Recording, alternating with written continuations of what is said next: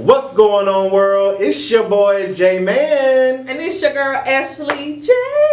And you have tuned into another banging episode of Generational Empowerment. Generational Empowerment. Generational Empowerment. Yes. Ashley J. So, we've come to the end of the book. The end of Relationship Goals by Mr. Michael Todd.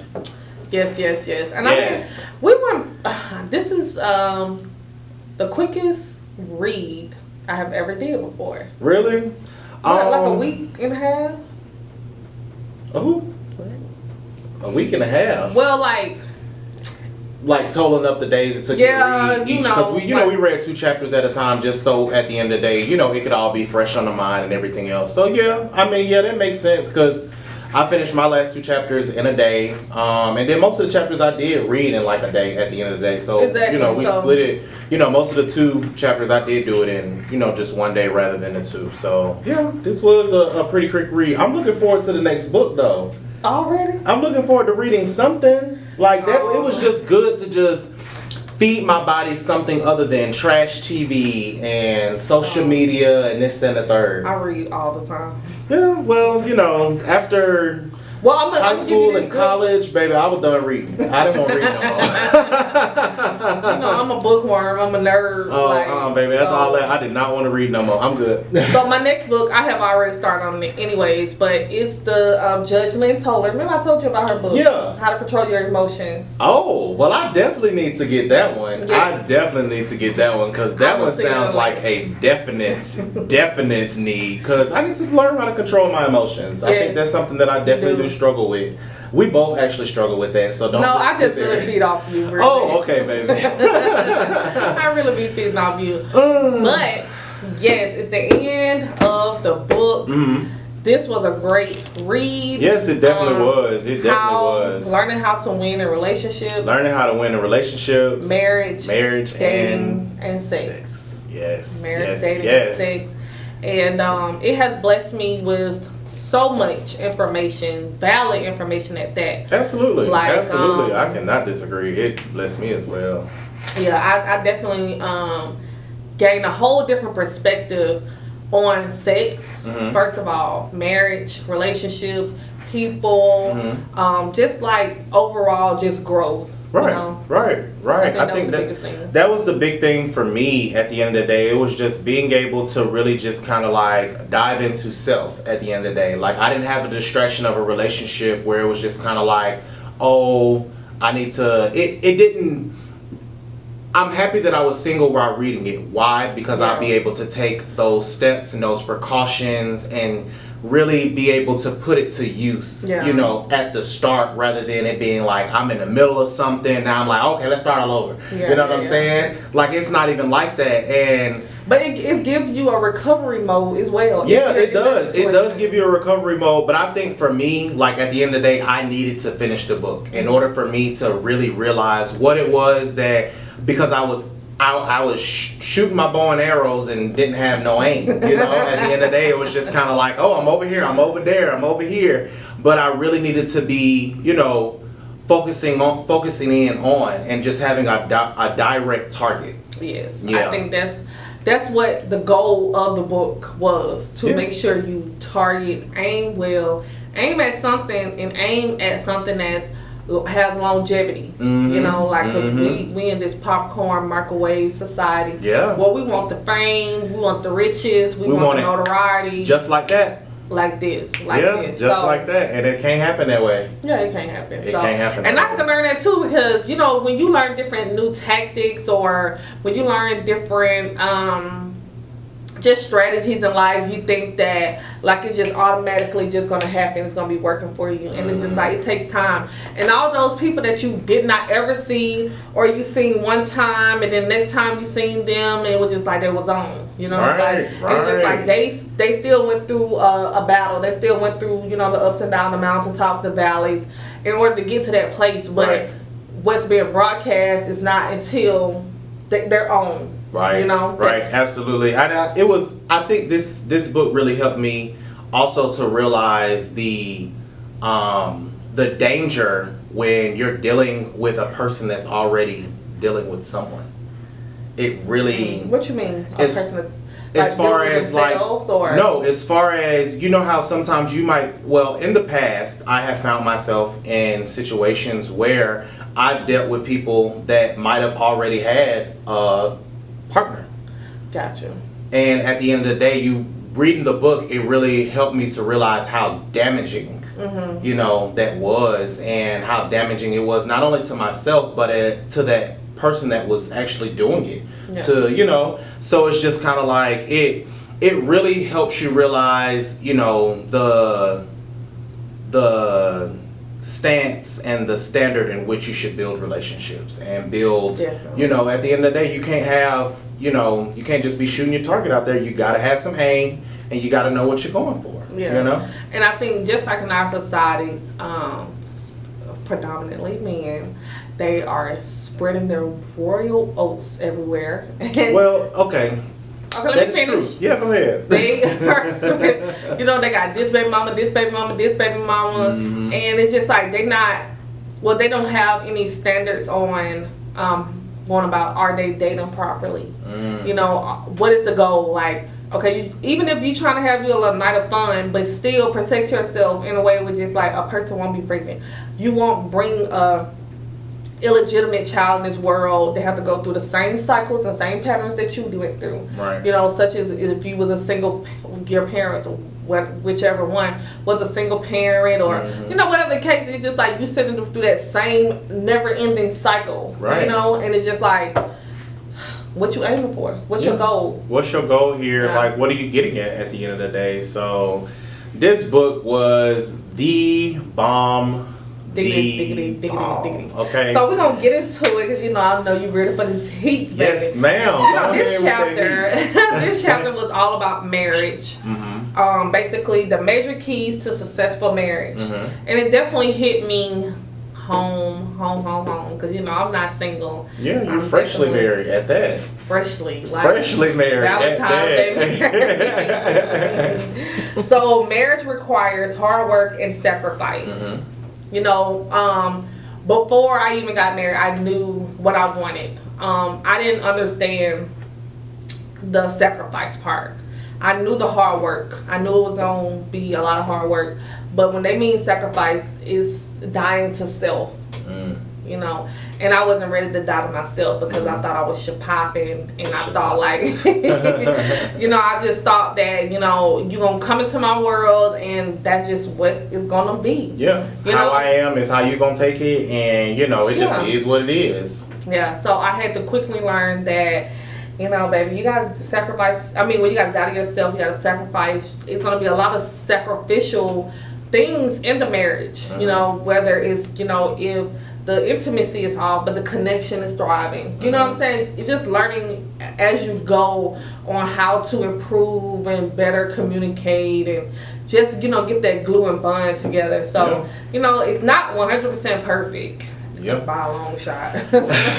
No marriage is, though, and you know that's something that he definitely says in the book. At the end of the day, you know, when you get married, that you know it's work. It's not a golden ticket to the paradise. Yeah, you know, like, it's work. But like he was stating, everyone wants that bond from a marriage. You know, I think that's why everybody wants to be married, because the bond that it comes with. You know, supposedly supposed to come with the bond. It's supposed to come with this burden that's lifted, such as, you know, you got somebody that says they want to spend forever with you, or, you know, they're willing to go through the trenches, sickness and health, rich or poor, that type of vow. But I think that if you don't have the mental capacity or the mental maturity that is needed for a marriage, then you're going to find yourself trying to rekindle. You're going to find yourself trying to pick up a lot of those pieces that was missing, what you didn't do in your singleness, right? That's why I said I wish I did have this book when I was single, because I went down many different paths discovering who I was, what I liked, didn't like. But I felt like if I had something such as this book, something so pivotal, something so tangible, something so alive, you know, it would have helped me maneuver totally different, you know. But so I'm gonna drop the jewels with the certain keys to successful marriages. Keys. I got maybe this alcohol. I'm drinking water, baby. You drink water. I'm drinking water. Oh, you just put the lemon. The things in there, but that's really water. Mm-hmm. You know, Oh, okay, Jay. Little fruit water, Beyonce water. So the first key would be understanding each other's needs.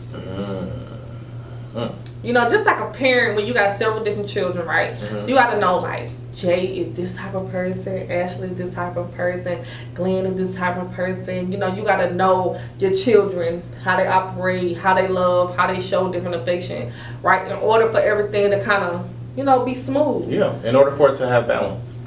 Exactly. So I think that was great for the number one key, right? Understanding each other's needs. Doing exactly what the other person tells you they like or don't like, instead of assuming what they may like. Or I was looking at the divorce court the other day, and a guy, he had his own like medical company or imaging company, and he was showing his showing his love through gifts.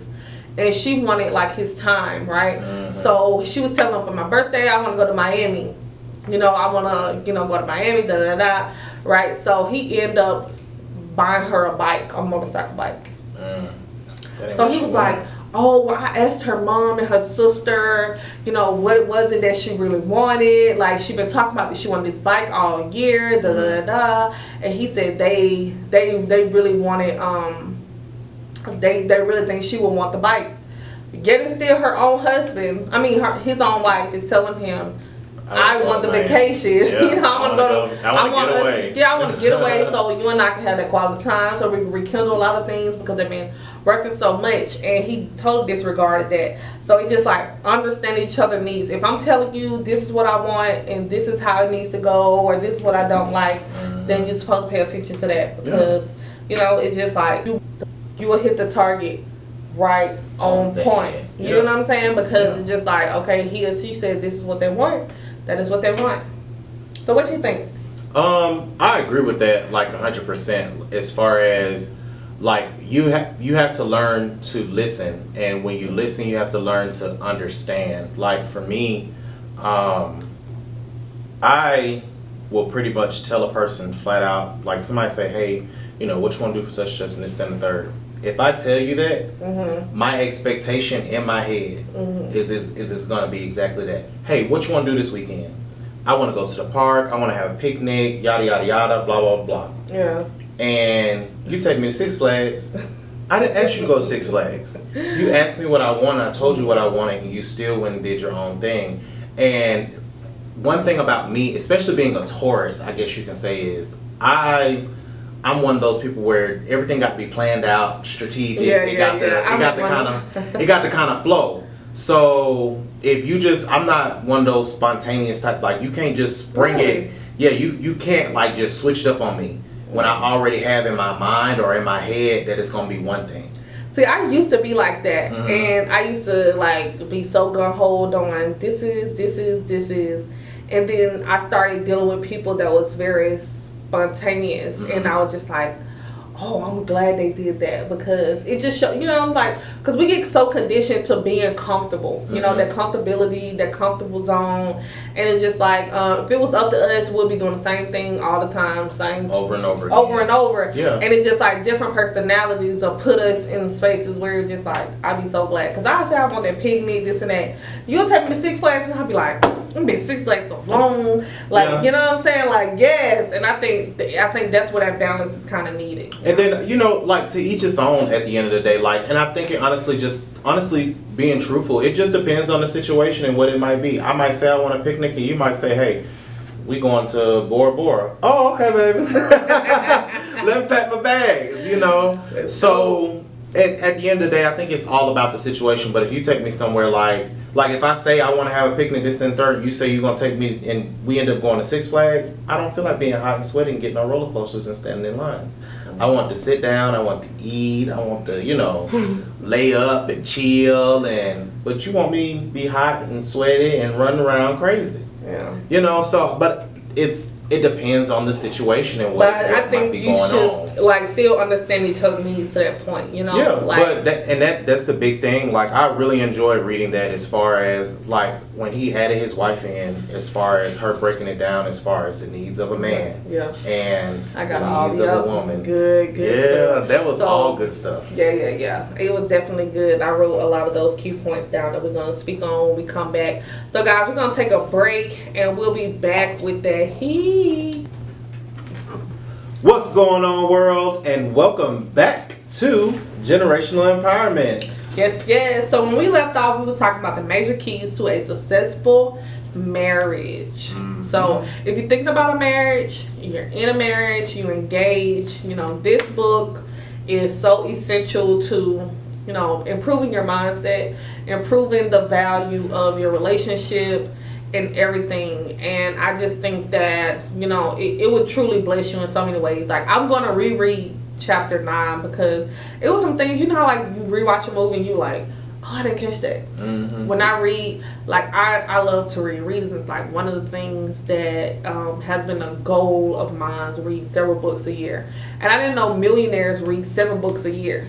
7 Okay. Books a year. Well, I need to read 6 more this year. Yes. So I need to get on it. I need to get on it because we already in June, baby. Yeah, I read like when I was on my celibacy journey. I read what was The Wait with Devon Franklin. And So you're gonna bring that to me on Tuesday to work? Well, you're gonna bring it to me because I definitely need that. Okay. I definitely need something that is going to help add substance to the journey that I'm on. You know, Yes. I can pray all day. I can read Bible scriptures and this and the third, but just reading honestly helps to release and just kind of like, you know, add value to the body and the mind and the brain. Definitely. It's just like that, you know, food for soul. That the ingredients in the soup, you know, it really is that. Yeah.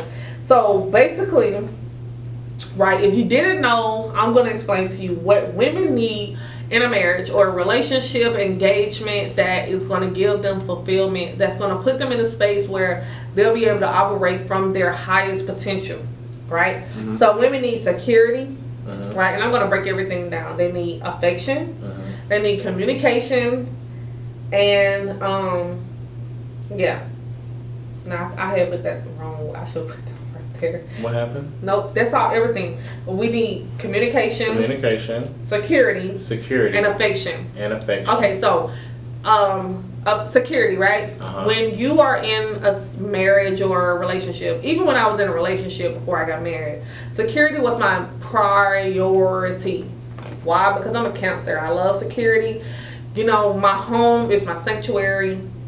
My bedroom is my oasis. It's, you know, it's just like I need security. I flourish better when I know that this is solid, this is real, this is, you know, this is just something tangible where I can say like, okay, we in a longer haul for this, or, you know, I just need that security. Right. When you are constantly, well, if we are constantly about to break up, if we are at a point where it's just like, it's no end goal, you know, if we're not working towards marriage, you know, then a woman just needs that security. You get what I'm saying? So I just think that was like head on the nail. So affection, or you want to give some? It seems like you wanted to say something. Yeah, just I think when it comes to the security of a woman, it's just making sure that at the end of the day that reassurance is there, you know, or security period. I don't want to just put, well, I know you're talking about women, so I'll just focus on women. But just, you know, I've dated a woman before, so it ain't like, you know, I don't know. But as far as just like providing her with that reassurance of she's beautiful, she's the only one you got eyes for at the end of the day. Yes. You know, the security of knowing that when she comes in the room, you're not trying to hide your phone, or, you know what I'm saying, when she comes in the room, you know, your eyes still light up and, you know, she still got it. Yeah. You know, I think that's one of the major things, you know, when providing security for your mate, is to make sure that they know that they still got you. Yeah. You know, don't leave no gray area. Yeah. don't leave no gray area at the end of the day. You know, God provides us with security every day when He wakes us up. You know what I'm saying? If you're attached to Him. Yes. So provide your mate with that same security as far as, you know, just that reassurance of, hey, you know, you look beautiful today, even on their worst day. You know, at the end of the day, because at the end of the day, you just never know what your mate might have dealt with in the past that could really diminish that security that they're looking for in you. 100%. Which might cause, with you not providing that security, they go looking for it elsewhere. Yep. So that's why they might spruce up a little bit when they go to work, or they might spruce up a little bit when they go to the grocery store. Because at the end of the day, that attention that you don't give them, that security that you don't give them, they gonna try and find it elsewhere. Hallelujah, hallelujah. Then that's what we talked about even when it came to infidelity. Why infidelity takes place, what takes place. So another thing is affection. You know, I think that's just a universal thing for human beings. You know, we want to be touched and loved on, caressed. But for women, I think it's that next level of security, right? When you giving that affection, when you giving that wholesome hugs or, you know, tender kisses, it's just like, oh, I'm the only one, you know, or just that feeling of like, you know, that wanted feeling, that wanted feeling, you know. So what all is affection? You know, some people feel that their affection might be in buying somebody a gift. That might be how they show somebody affection. Affection is okay, so we will have to get very technical and figure out the definition, because I think affection comes from when a person is able to physically do something, either with their lips, either with their hands. You know, that's affection. Like rubbing the feet. Yeah, you massages. Those type of things. Let me take out your soul in. Exactly. Where you able to do things that require some type of labor from you. You get what I'm saying? I get it. Like you buying a gift, I think that's a love language, you know. Breakfast in bed, you know, surprise them with, hey, I done came home, it's dishes full of sink full of dishes, but I done cooked you dinner, baby. Yeah. And I got your favorite wine. But I think it's more so, I think that's like, okay, when I look at those type of things, I think that's acts of service when it comes to love language. When a person is bringing you breakfast in bed, when that person is doing those things that require them to manipulate other things to get one thing. You get what I'm saying? So affection is like, I give you a kiss on the lips, the forehead. I give you, when we in bed, you're holding me. Let me tell you about the forehead kiss. So did you watch, what was it? The Wood. No, it wasn't The Wood. The Best Man. You remember? It's been so long though. Okay, so Tate Diggs, how he used to woo the girls was the forehead kiss. So after me first watching that movie, that's all I used to do. Kiss him on the forehead, baby. I give you that forehead kiss, baby. I think because a lot of us didn't grow up with fathers, or we did have fathers, he wasn't as present with the forehead kisses, right? So I think it brings out the little girl in us, you know. And I can only speak for myself or maybe other women, but I feel like when you give that forehead kiss, it's that masculine security, you know. That makes sense. That makes sense. That's it. Yes, That's it. But yes, so we need security, affection, and communication. You know, women love to talk. Like me, I can talk all day, every day. You could be asleep and I'll be talking to you. It's just serious. I remember, like, when I was young, I gotta have me a talk show because I talk too much. Yeah. People used to say, like, when you gonna stop talking? Your mouth don't stop running? Nope. I'd be talking to myself. I used to be in my room talking to myself. My mom thought I was crazy. But I was in a whole, like, I was in a whole nother world. Like, I was just manifesting at like 6 and 10 years old of like the life that I wanted. So I was practicing being on Oprah's couch and talking about my life. I I've never shared this with anybody.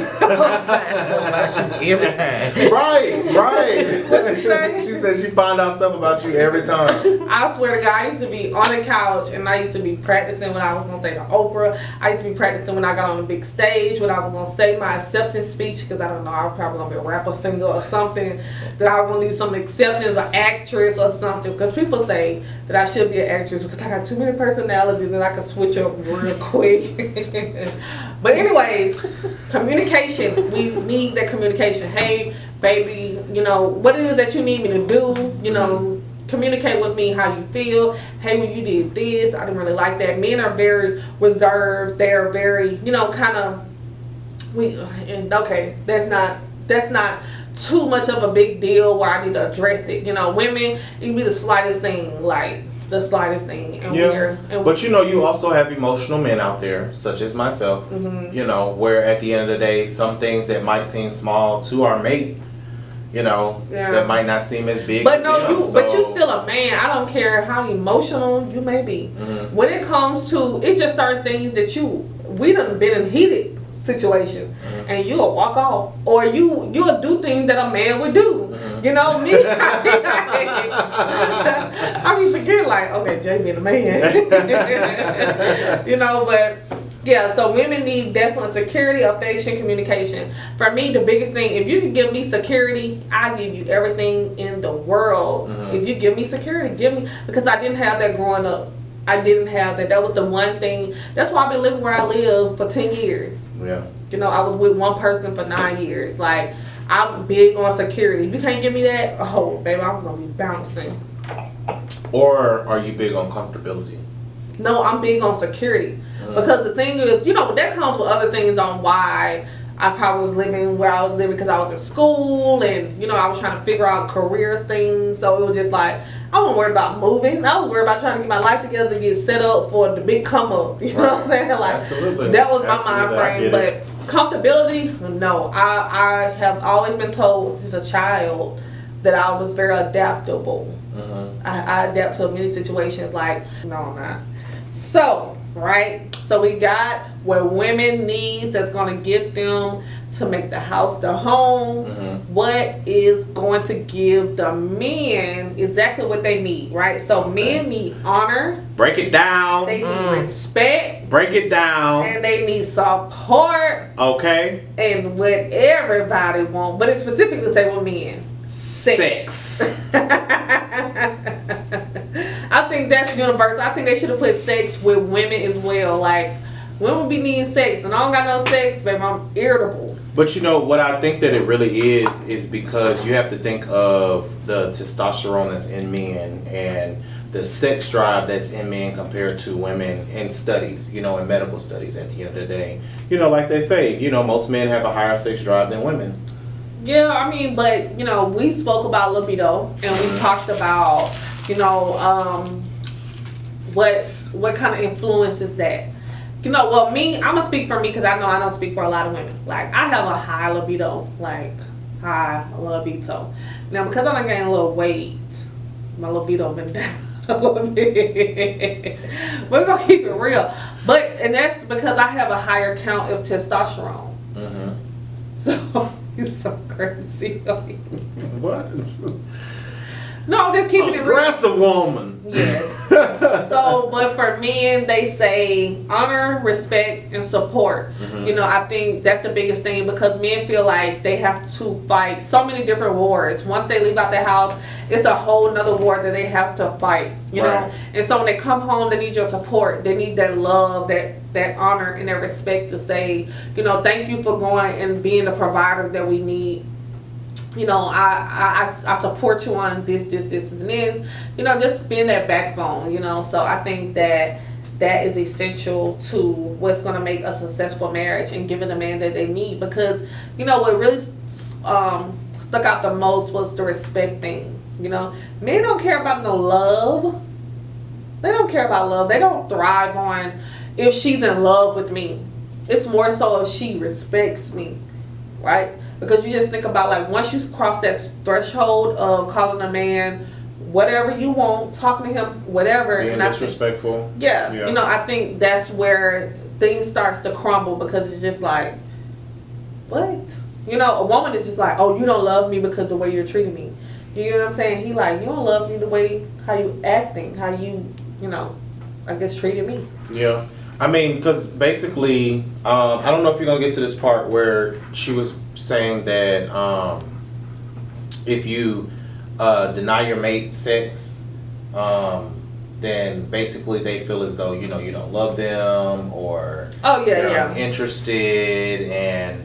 But I think as far as like the respect thing, I think is you can't emasculate your male companion. And at the end of the day, you know, some men put themselves in situations where the woman is able to. You know, if you break that down, I'm confused. What do you mean? So you, is an act of sex that you feel like a woman put?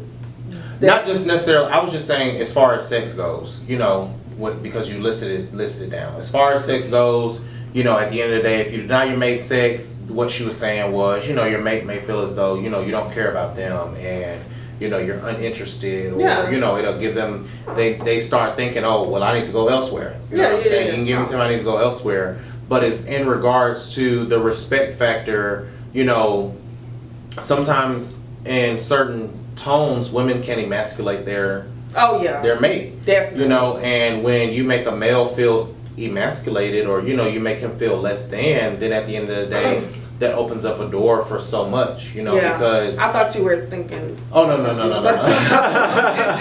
Yeah, when you take away, you know, his feeling of, you know, I wear the drawers, you know what I'm saying? I wear the drawers, I wear the pants. At the end of the day, I bring home the bacon, you supposed to cook it. Yeah. But, you know, some men put themselves in predicaments where their girlfriend, wife may not feel that way. Yeah. I make more than you. Yeah.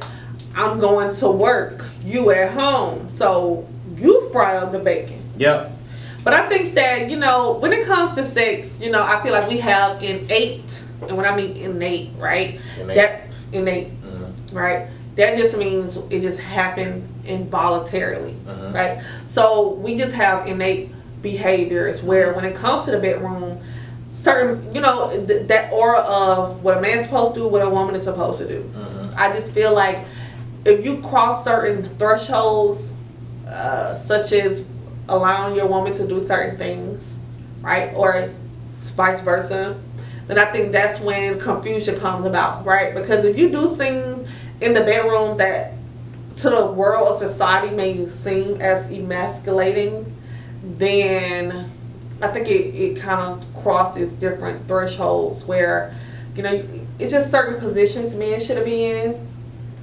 You got to break that down for me because I'm a little confused. You done took it way left. Okay, well, let me get back on track. We're going to have to talk about that on break. Yeah, on break. Oh, this is GE Empowerment. Moving along. Okay, so the biggest thing that I learned in marriage, relationship, dealing with a man, I am an alpha woman. I'm an alpha female, but I am like a lioness. You know, I can be unbothered. I can know that this is my king and he is the king of the tribe. And, you know, I'm not going to, you know, put forth any type of, you know, challenge. Right? So what put me in a lot of bad situations, but it helped me grow. It gave me an opportunity to see a different perspective. Women, what he stated is that women, allow your man to fail. Me, I be trying to rock the cradle. Yeah, you be trying to play mama, baby. Yeah, don't be a mama. Like I said, I'm Cancer. So we have a lot of motherly instincts. Even my friends say that I'm like the mother of the group because I care so much. That's one of the things I don't like about myself is that I care too much. Well, that's the way that God made you. Oh yeah. I'm cool with it. Like it's on me, you know. But I be having like, oh, actually don't care. Hate them. Be mad. Be upset. Be mad. Like I forgive so quickly. You can hurt me, and I just be like, okay, you know, it's okay. Right. You know, I don't think nothing about it, and you know, I've learned to love that. But you know, it's like don't be a mother. Like men, they grown. They don't want to feel like all over again. I'm a teenager in my mama's house. Right. That pushes them away. Right. And I had to learn that. I heard, you ain't my mama. Right. You ain't my mama. Leave me alone. Yes, I am your mama. Donnie, where you at? So you let God be the enforcer.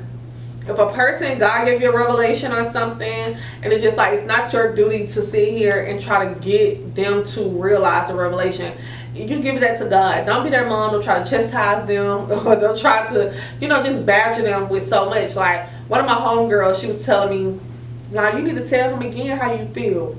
And I was like, no, I don't beat dead horses. Like I speak on how I feel, or I tell you this is what I don't like. And if you continue to do that, then that's up to you. Right. So how I react or how I respond later on, you'll understand. Or it's just like, I'm just more mature about certain things. Just in friendship, if I tell you like, Jay, I don't like how you make me feel this and that, you continue on, then you'll understand why the friendship has ended, because I told you how you make me feel is something that is not comfortable for me, and that is not pushing me to be anything better. It's making me feel X, Y, and Z. Right. So at the end of the day, when stuff goes sour, you'll understand. Oh, okay. I understand. I get it. So you'll be a better friend for the next person. Absolutely.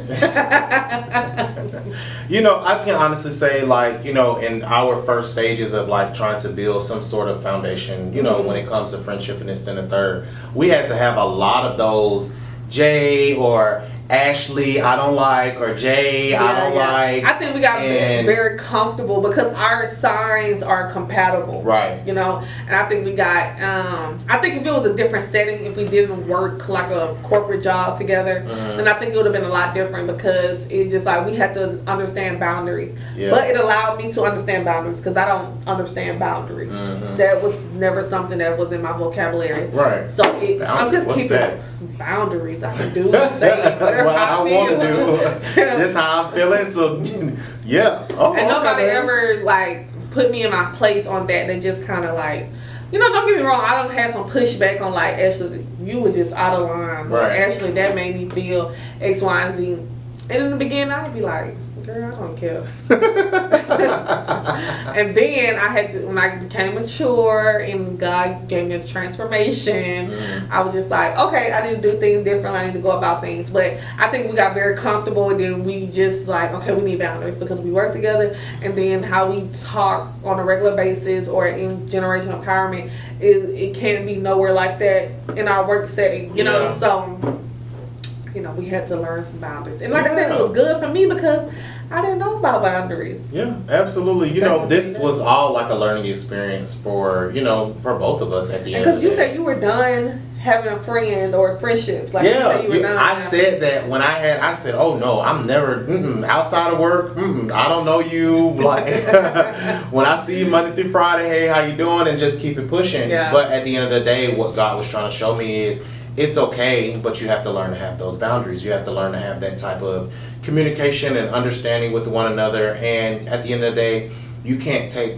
what happened in one experience and let it stop you from growing into another. Because if I would have just cut you off at the work setting, I would have never gotten into where we are today. Absolutely. With generational empowerment and with the podcast and with direct access, just like everything that came about, like it brought me into what I feel at the end of the day was what God was trying to bring me into. When He was trying to get you to that promised place, or my steps purpose. to it. One of my purposes. One of your purposes. I believe that wholeheartedly. So, like I said, it helped me with having boundaries, because people give me my way so much, and I don't understand why. I don't know if that's God's blessing for me, because I've been through so much. It's just like, I'm going to give this leeway to you. No, I think it's just more or less because you, like you say, you got the parking lot, Nobody wants to have to meet you out in the parking lot because you crazy. Well,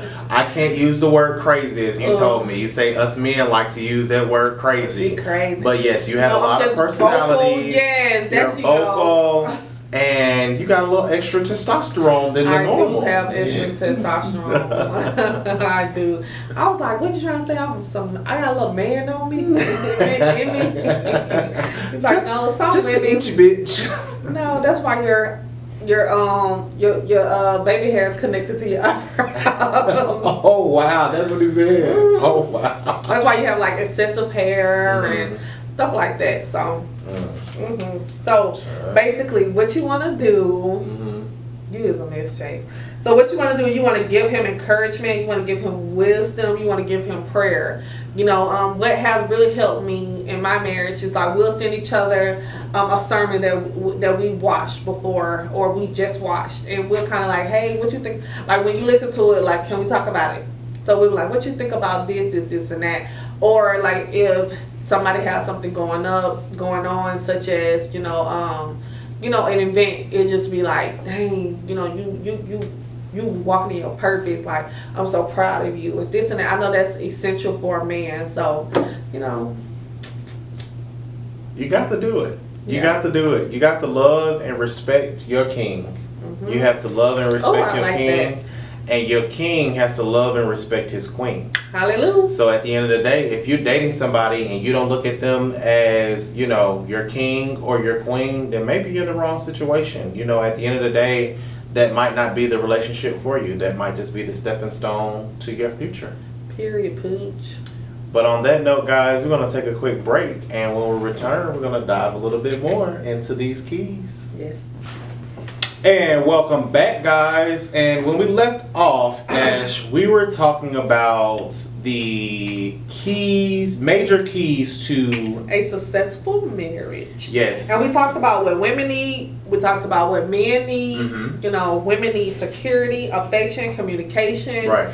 Men need honor, respect, and support. Right. And sex. Men need that sex. Right. I be watching Divorce Court. You know I love Divorce Court. And I told you the reason why I watch it. Because the information, the advice that she gives is very valid. Like I told you, I'm going to give you her book. It's really nice. So I can't wait to read it's based on that. Because, you know, we're human beings. So a lot of things we go through the same. So. Yeah. But yeah. So when I was talking about, man, you need to give him encouragement. Hey, baby. I love what you're doing. You know, keep at it. Thank you for taking out the trash. Thank you for making up the bed. Thank you for, you know what I'm saying, making sure these bills are paid.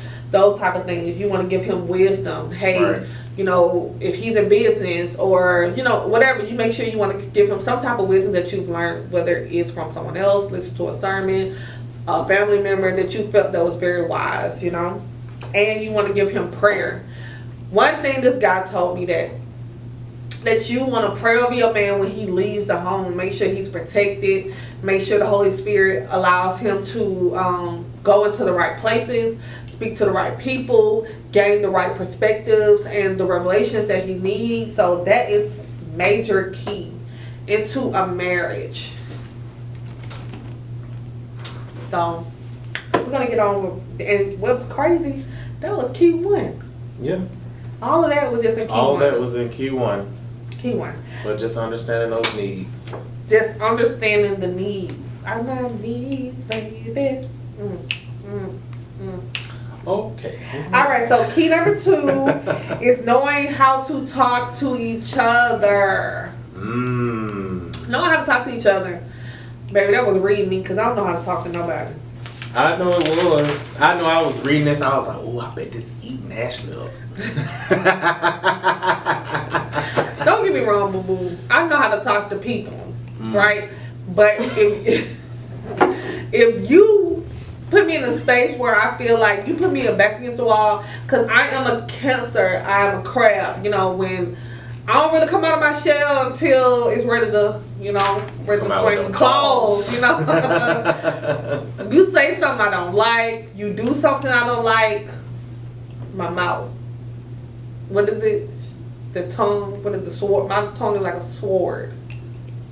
For sure. For sure. But I'm not disrespectful where I'm belittle you. Belittle. Where, you know, like I belittle you. You know, I'm just way disrespectful. I may get very loud, and that's coming from, you know, I've seen my grandparents and my parents. They are extremely loud. My sister, her normal inside voice is loud.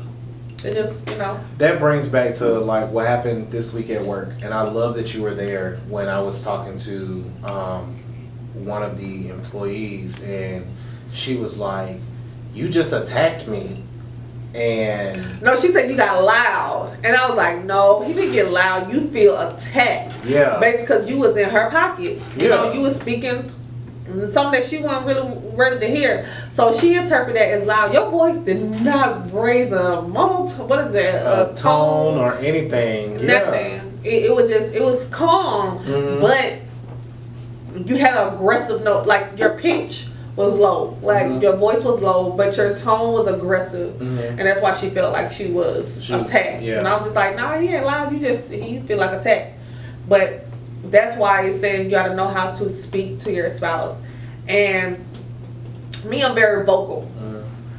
For many years, I allowed people to run over me because I didn't have a voice. I was very timid. I was very shy, extremely shy. And you wouldn't even believe that, would you? Not now, no, absolutely No. not. Not now, absolutely not. Ashley is nowhere near shy these days. But that's the reason why you don't know why God does what He does or why you are the way you are. And I was extremely shy, very timid. I used to be so mad that I couldn't speak how I felt. Really? I used to be so mad that I couldn't express how I felt.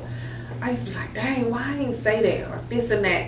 And I don't know, I can't tell you when it all clicked. I cannot tell you. I just got fed up. I'll never forget. I was just so, I didn't used to get picked on, but I'll never forget this incident. We was at camp, and this girl, she was like a twin or whatever, and I think I had said something. Oh no, I think I didn't say anything. I think everybody else was saying stuff, and I used to always be with myself. I wasn't going with the herd of the crowd. I actually used to be over there in the corner by herself reading a book. Mind my business. I was a nerd. They came over and they poured milk. I remember you telling me head. somebody poured milk over your head in camp. Yeah. Poured milk, and that probably switched to me. And I was just like, oh nah, never again. And I just changed, and I was like, I'm gonna speak my mind. I'm gonna speak how I feel. All of that. And that's what things changed, because that was, I don't remember how embarrassing that was. I don't think I was like bullied or everybody was like, oh, look at it. They probably felt sad for me. But I don't remember the reaction. But I think that's when everything kind of changed, because it was just like, I was just too timid and shy. So I didn't know how to speak to people. And then now I speak to people reckless. Okay. But I be thinking they be needing that reckless. Like Jay need that reckless sometimes, because he can go there. He can definitely step out of his boundaries. But when it comes to marriage, you need to knowing how to speak to each other. Stop speaking to each other insecurities. One big thing for me is just like, if you talk about my situation, because God has put me in a place where He's trying to mold and He's trying to shed a lot of things from me. And I used to take a lot of things for granted. People for granted, money for granted, just a lot of things. And now it's just more so, if somebody says something about my financial situation, I feel attacked, because I'm just like, you don't know where I came from. You don't know where I came from.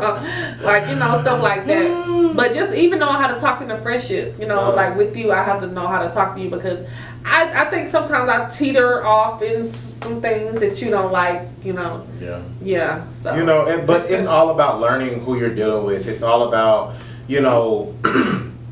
being able to communicate effectively and being able to speak your partner's or your friend's language. Yeah. At the end of the day, everybody has their own language. I mean, we got hundreds of languages out there, but at the end of the day, languages. It's more than 5 languages, sweetie. Love languages? No, language, period. I was just talking in general language, like, Spanish, French. I was speaking language. But I'm saying, how you gonna sit here and say that you gotta speak their language? I was just saying saying language, period, okay? Could. Anyway, but yeah, you just have to, know what speaks to you. Like, how you can speak to me, and at the end of the day, I ain't gonna feel no way. It ain't gonna sway nothing, this and the third. And how you can get up under my feathers, and I'm finna start. But what is essential is me knowing, because I never forget this sweetheart of a girl. I met her, and when I get comfortable with a person, that's when the recklessness come out, I guess. Because baby, when I first met you, I was like, oh, she's so sweet. She just does her work and then she just leaves. Don't say bye. And then boom. Yes, baby. Who is you talking to? But I'll never forget, and she thought that I didn't like her. She thought that I just had so many like preconceived notions or everything because the way I was talking to her. And I was just like, no, that's how I talk. Like, I'm sorry. And that's when it hit me, and I was just like, I can't be this way with it. How with you, I can't be with Glenn. How with Glenn, I can't be with somebody else. Like, I can't be that way. But that's me. You know what I'm saying? Like, when I get comfortable, I'm expecting you. But I have always been told that people can take things different the wrong way if they don't know you, and I just be like, well, this is me. You know, I'm not coming at you in the wrong, but if I get comfortable, I'll give you the tea about yourself. You know, and it's just like, I can't be doing that. She was just like, you said that I'm 19 and you will never be my friend because I'm too young. And I said that. I remember saying Who that. said that? People be telling me stuff I done said, and I said, that don't sound like me. And I be saying in the back of my head, that sound everything like me. But when it comes to relationships, you definitely want to know how to talk to your mate. When I told you about that book, The 4 Agreements, one of them was to speak, like, be impeccable with your words, right? That's kind of like how you manifest things in this world. You want to say, like, you know, you just want to think the highest thought of someone, or do the highest thing or the highest regard of something that's positive. You know, so you want to be impeccable with your words, with your person, with your mate. If you know that they can't be consistent to save their life, Right. you need to be in your mindset, oh, they're such a consistent person. Yeah, like they say, don't bring up the negative. At the end of the day, you just always want to continue to speak the positive, because nobody feels good when you point out the negative things about them. Yeah. You know? But if it's something they need to work on, then they need their tea spilled. But that calls for positive reinforcement. Sometimes you got to show people Yes. how to do it. Not necessarily just I know tell all about positive reinforcement, because that's a part of manipulation. That's why I made that face. No, I do positive reinforcement with my husband all the time. It don't work though. But that's a whole nother tea. Look at that. But that's why they say you need to let God to be an enforcer. Because even like I be thinking like, I'll be a positive reinforcement. Oh, and he'll say, oh, I got it. I understand it. And then he'll do the same thing. And I'm like, he did not get that. Give it to God. Give it to God. Yeah. You can't be his mama. I love being people's mamas. I should have been a mom. I can't wait till I have 5 kids. But so we're gonna move right along. No. So the last thing is speak love language. You need to speak their love language. Did I ever give you that love language test? No. Okay, so my love language is acts of service and physical. No gifts. You know, rubbing my feet and, you know, just doing things that you would think that like, okay, she'll really love if I do this. Like, or just, I love massages. Massages are like, oh, I would love you long time if you give me massages. Like, I love massages. So it's acts of service and physical touch. But you never took the test, so I'm gonna let you take the test so you can see. What do you think? Okay, so it's physical touch, of course. It's acts of service, it's gifts, and it's words of affirmation. I think for me, it would definitely be physical touch and words of affirmation. Like, you got to tell me, you got to talk to me. Yeah. Like, you got to be like, oh, because I'm one of those people in my pocket. I'm one of those people where, like, I'm going to tell you the sex is good. I'm going to tell you the food is good. You know what I'm saying? And I want to hear the same thing. If I go and cook this food, you see how I be cooking. If I go and cook all this food, how was the food? Why anybody said nothing? I want to know. You know, so just like, you know, when I do anything, what you think? You know, so I think words of affirmation is definitely one for me. And I honestly believe that physical touch, because baby, you got to touch me. Yeah. I think you'll kind of be surprised because I thought words of affirmation, when it comes to food, everybody wants to know that food good, you know. But I think the main thing is because it gives you numbers like, you know, this is 10, this is 7, this is 8. You'll kind of figure out. I'm gonna take the test and I'm gonna let y'all know next week what's going on. Yeah, what's my love language? You know, while I'm out here, you know, trying to hang. Yeah, because when I was young, I got told, "Oh, I'm gonna pick you up," or "I love you," or this and that, and the action didn't follow suit with it. So words of affirmation is not for me because it's just like it don't do nothing for me because a lot of people tarnished it, you know. Right. So yeah. Yeah. So you gotta be real with yourself. You gotta know me, what I love, my self-awareness. It took a long time to get to this awareness, but I think that's the biggest thing, you know, having self-awareness, right? So the last key is how to resolve conflict. You have to cut out unspoken expectations. You have to be impeccable with your words and understand that men and women have different needs. Yeah. That is definitely true. Yes. You have to make an effort to learn that person. You know, when you are trying to take a trade or get a degree in something, you study it, right? So you get into marriage, you're supposed to study that person, what they like, what they don't like, how they react, how, you know, different responses, this and that. I think that is key. And if you don't follow suit with it, then, you know, you're going to fail because you don't study. Why would I be in a friendship with you and I don't know that Jay don't like his feet touched? You know what I'm saying? Or this and that. Like you learned today. Don't tapping. No. This girl about went crazy. Do not tap me. He did that double tap. I don't like tap. When I was young, my mom used to tap me in my mouth and that sent me in a frenzy. Do not tap me, Jay.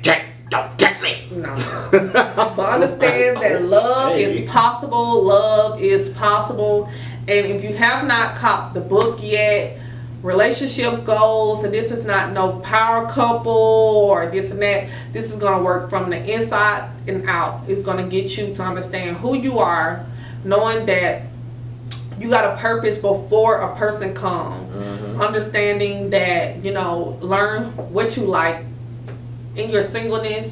Have fun in your singleness. Yes. Get to know God. You know, grow your relationship with Him. Strengthen your relationship with Him.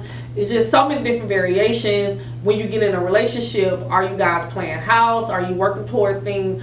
Are you being intentional with your dating? You know, being honest with yourself. Like, hey, I'm in this place. I just want to have one night stands, or I just want to have fun.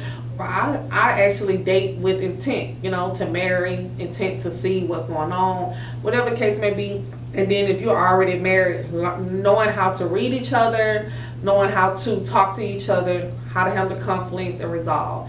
And like I said, this is Ashley J with my empowerment segment. Love is possible, and I want everybody to win. Amen.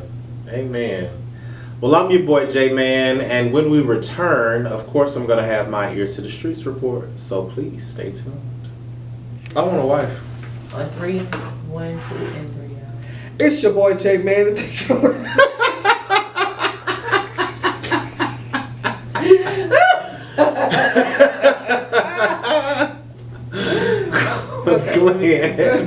You ready? On 3, Yeah.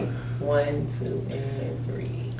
What's going on, world? It's your boy J-Man, and you know I'm coming with that heat and my ear to the streets. So, Ashley, you know this week has been all about Black Lives Matter.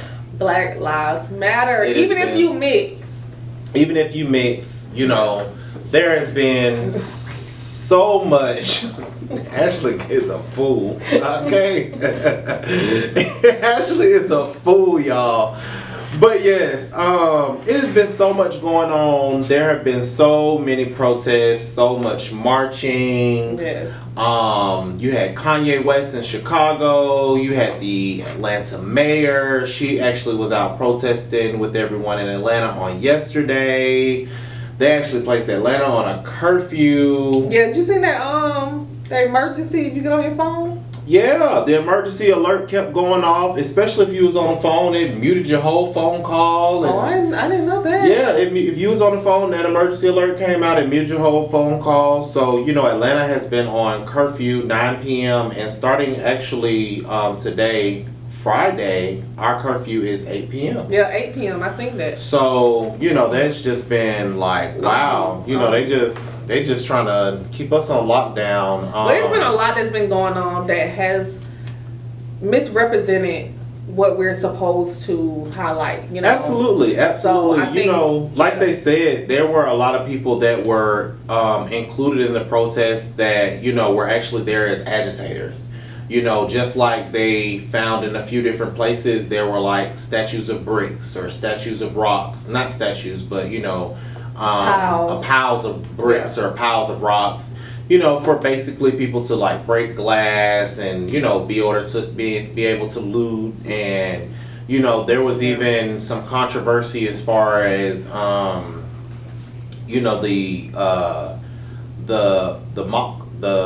whatever it's called with it's a bottle, it's a rag inside of it, it's basically a bomb. Oh yeah, the fire. Yeah, whatever that was. There was a young lady that actually worked for a news station that they actually were able to identify her based off of some camera footage or whatever the case may be. But yeah, there were a lot of... She was an agitator? Yeah, she was an agitator. And then there was even something that I seen on social media where this guy had pulled up and he had threw something out. Basically, it was the same, pipe bomb or whatever they call it. Yeah, the pipe bomb. Yeah. And basically, one of the protesters ran up to the car and threw the pipe bomb back in it. And, the car ended up blowing up and smoking and all that other stuff. And it was just crazy. Friday, as of Saturday night, things really took a toll. Friday night, things really took a toll. I woke up Sunday morning and just to watch the news and, just to see everything that had just been taking place and all of the looting that was going on. Like, what we looting in Gucci and Louis and all of them places? But I did want to mention, me and you have both tried the TLC products. Mm-hmm. And there's a young lady, I'm not actually going to mention her name, but she's one of like their top producers or whatever the case may be. And she was like, she was still like promoting her brand. She was like, y'all worry about this Black Lives Matter stuff and this and the third. You know what I'm saying? We trying to get this money. We trying to get this money. And at the end of the day, she's getting a lot of backlash about it. She's like, the TLC's one of their top producers or whatever the case may be. But it's just kind of like, where's your support for your community as an African American? And then also just to mention, TLC, the company that does do the detox tea that we do and all of that, NutriBurst, that's not even a black-owned company. Yeah. So it's just a simple fact that you're trying to rep this company that's not even made up by African Americans. At the end of the day, you're still working for the quote-unquote man. Yeah. So that was just really strange to me. And then also just to mention a lot of the companies that there was one particular two sets of African American young ladies. They had their own business out there at the shops off of Piedmont and Peachtree and all of that. That's where the Deluxe, yeah. Uh-huh. And basically they were doing a GoFundMe, but what was curious to me is this isn't the first time that it has taken place, that their place had been broken into and everything had been taken out of, but we understand the situation. But why do you have a GoFundMe if your insurance is supposed to take care of all of that, basically, Yeah. So what you're trying to raise $100,000, but what you trying to raise $100,000 for? At the end of the day, like, go through the insurance or do whatever you have to do. But Smell like a duck. Yeah, Quack like it a duck. smell like a duck, quack like a duck. It's duck, baby. It's Aflac. This girl is crazy, man. But it was just a lot going on this week, and then just to notice like a lot of people that hold some weight as far as social media platforms and this and the third, they weren't using their platforms to speak about the injustice that had been going on. It's just kind of like, if I had over 100,000 followers, at the end of the day, I'm getting this message out. You know what I'm saying? But you're still just trying to promote your own business and your own thing and this and the third. You know, no.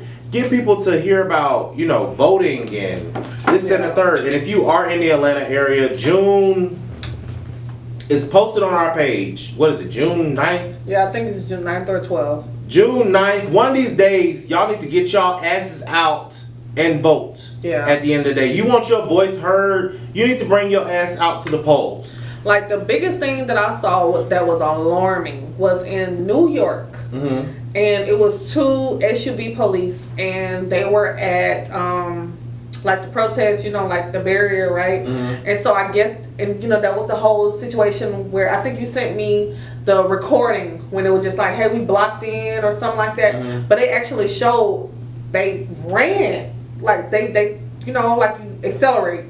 And the people, and I was just like, I wonder how many people was injured or died. Right. In that, because they just ran them over, and then a couple of days later they put out the footage on the audio, and it was saying like, hey, we're blocked in on 9th and da da da, and they were just like, you know, it's a protesting. And then he was just like, run them mother effers over, and he was like, don't put that on the radio. Oh wow. Yeah, that's crazy. Yeah, that is crazy. That's just like, you know, even with viewing a lot of things that were shown on the news. I believe it was in New York. Also, they had knocked over an elderly man that was on a cane, and he suffered some head trauma. That elderly man, and one of his officers, like, they went and helped the man up, and then after this man done knocked him over, now he want to go help when he see one of his fellow officers helping him. Like, what you knocked the old man over for? How is this old man a threat to you? Why the old man down there protesting? I don't even think he was a part of the protest. I just think he was on the sidewalk. Oh, okay. He ain't had no poster, nothing. He got a cane. He ain't have on no mask, no nothing. And these little ass shields looking like damn Lara Croft characters, Tomb Raider, some shit. It just really just was upsetting just to see just like the unnecessary police presence in certain places, and just the unnecessary force that had taken place. You know, it was 2 African American students that attend HBCUs that were attacked in Atlanta on Saturday night after our podcast. They broke the window, they snatched the girl out the car, and then they tased the young black man, which suffered a seizure. Yeah, and he suffered a seizure. The boy goes. The guy went to Morehouse, and the young lady went to Spelman. They're originally from Chicago. Yeah, because they were saying why they targeted that car, like they punctured the tire. Supposedly there was like a statement made or something like that. They had done something, but legitimately, from what the young lady said, they were on their way home.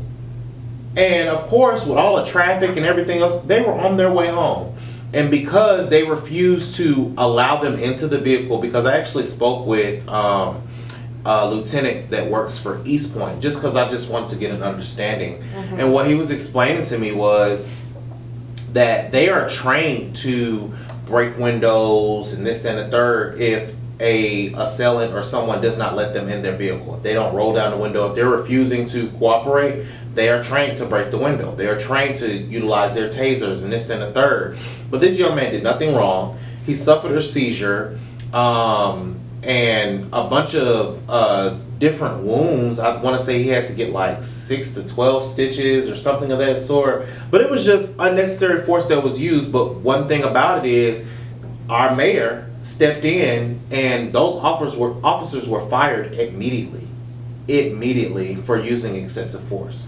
So I appreciate, Keisha Lance Bottoms for what she has done, and as far as, trying to show, her efforts and this, that, and the third, but something has to be done. You know what I'm saying? Because it's gotten outrageous. It really has gotten outrageous. On so many different levels, from the police standpoint, from the civilians, the protesters. It's just gotten crazy. Like, they're attacking black-owned businesses. People are putting up signs, this is a black-owned business. Yeah, they're having to put up signs that this is a black-owned business. And, I posted something on our Instagram where it was basically like, George Floyd died for no reason, and because of it, they looted black-owned businesses, and this has to stop. But it was just like the wording was incorrect. Yeah. Basically, George Floyd died for no reason. This has to stop, and because of it, black businesses were looted. Yeah. But it's just we take into account so many different things, but we don't necessarily have a purpose and get anything out of it. At the end of the day, our president thinks we're a joke. Yeah. Snapchat reported on yesterday that they were no longer going to do any free or any support of President Trump. They refuse to support anybody that agrees to any racial injustice, or that agrees that any sort of excessive force should be used, in peaceful protests. Yeah. But just on a few lighter notes, Kanye West has just been all over social media. He's been blessing the families of Ahmaud Arbery, Breonna Taylor, that was a young lady that was a nurse that was murdered, and Gregory Floyd. He donated over $2 million to the families and legal teams of these young people, as well as he set up a college fund for George Floyd's daughter. She's so cute, by the way. I don't know if you've seen the video or not, when she was like, my daddy changed the world. And I just thought it was just like the cutest thing ever. Like, just to hear her say something so positive, and at the end of the day, those are the things that you don't see, Yeah, because I didn't see that. Yeah, and then to also find out, like, all of the girls at the club that he worked at, that he did security at, all the girls that were like, there was a picture posted of him, and it's like 3 white girls on this side, 3 white girls on that side. And it was basically said, like, everybody loved him. Like, he was harmless. You know what I'm saying? Yeah, he was a big dude, but he was harmless at the end of the day. Even his brother said he was a gentle giant. Yeah, he was a gentle giant, and most of us are. You know what I'm saying? People get intimidated. On to a higher note, the mayor of D.C. is an African-American woman. And the section of 16th Street in front of the White House is now called Black Lives Matter Plaza. That's dope. That's dope. That's definitely dope. Like, I can't wait to go and take a picture. Yeah. You know what I'm saying? We gotta go. Yeah, we definitely gotta go. Like, it's just certain things that at the end of the day you have to experience in life, and that knowing that, okay, 2020 we done dealt with a pandemic, we didn't deal with all these crazy protests. Next week they say aliens coming to town, and we got to go to DC to take a good photo in front of this street sign, because at the end of the day, it's going to be it's going to be in history books. Yeah, definitely. It's definitely going to be in the history books. 2020, we thought 2020 was going to be the year of prosperity, year of double vision, double portion. And it has been double hell. But at the end of the day, like I said in the last podcast, at the end of the day, God is up to something at the end of the day, and we just have to be ready for whatever he's up to. I was editing our video, and my mom was like, you sound like somebody grandma. Talking about, you better latch on. But yeah, guys, it's true. Like, at the end of the day, all this stuff going on in the world, you got to have some sort of stability. You got to have some sort of foundation, and why not have that foundation in God? Amen. Amen. So all the people that were stealing from Apple. All the people that were stealing from Apple, I feel so sorry for them, because Apple put out a report basically stating that all of those devices have been disabled and they're being tracked. So if you out there trying to sell any of that stuff, or if you done picked up some that you know is hot, I do not suggest trying to use it, activate it, or anything of the sort, because Apple is on to it. But you know, it's crazy.